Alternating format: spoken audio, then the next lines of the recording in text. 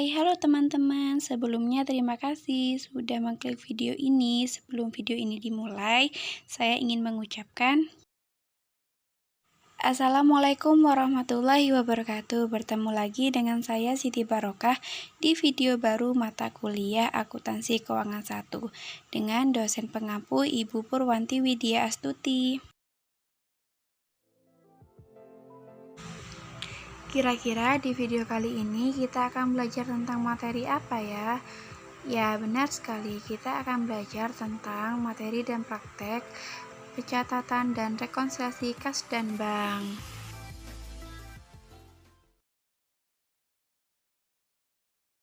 Rekonsiliasi bank adalah sebagai proses penyesuaian informasi catatan kas menurut perusahaan dan menurut bank. Adapun tujuan diberlakukannya rekonsiliasi bank adalah untuk memastikan adanya persamaan pencatatan atau justru perbedaan antara laba perusahaan dengan laporan bank. Fungsi rekonsiliasi bank 1. Untuk mengetahui jumlah nominal selisih saldo antara perusahaan dan bank. 2. Untuk mengetahui penyebab terjadinya selisih antara uang yang di bank dengan catatan di perusahaan. 3. Untuk bahan mendeteksi kecurangan akuntansi. Penyebab perbedaan jumlah saldo menurut bank dan perusahaan. 1.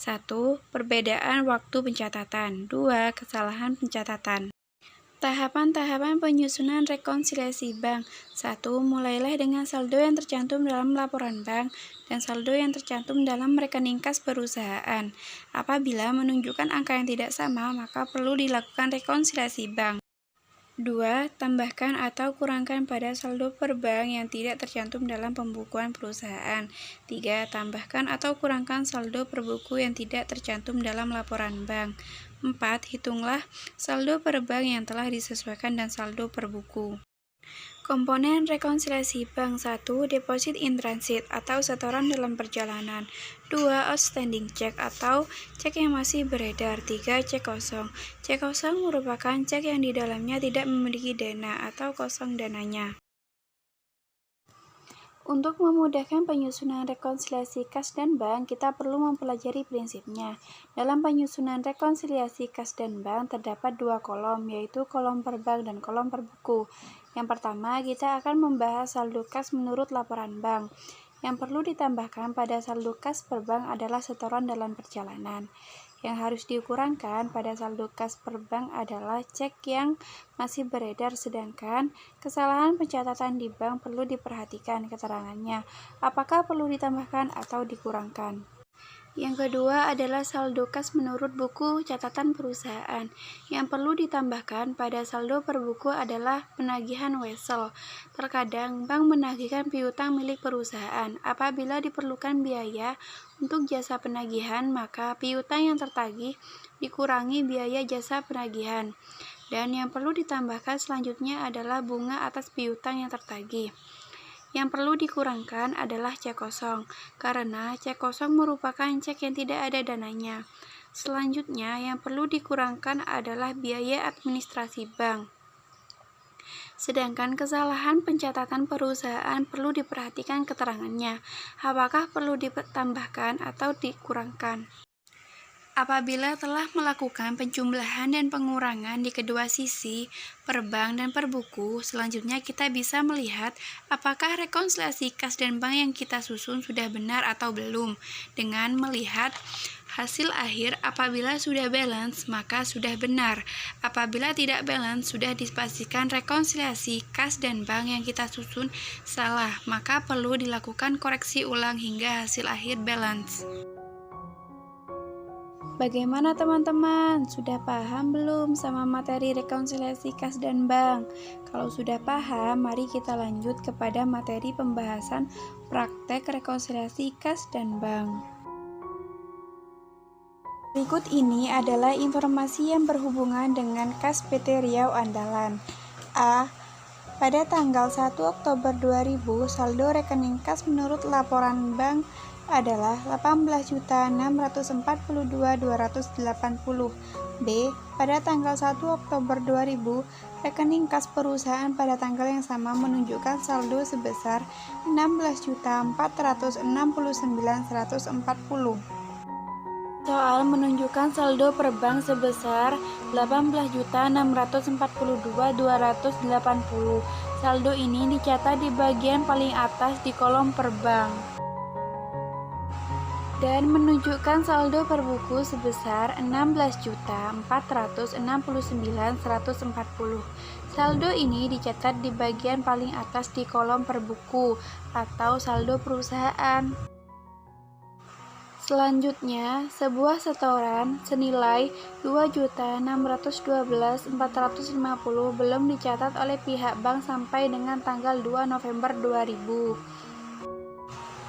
Maka akan ditambahkan di sisi saldo bank dengan nama akun setoran dalam perjalanan senilai 2.612.450. Informasi selanjutnya adalah biaya administrasi bank sebesar 11.400 belum dicatat oleh perusahaan. Maka akan dikurangkan di sisi saldo perusahaan senilai 11.400 dengan nama akun biaya admin atau biaya administrasi bank. Informasi selanjutnya adalah sebuah cek yang diterima dari Tuan Takur, seorang pelanggan senilai 319.000 dan sudah disetor oleh perusahaan dikembalikan oleh pihak bank karena tidak ada dananya. Hal ini juga menjadi pengurang di sisi saldo perusahaan dengan nama akun cek kosong senilai 319.000.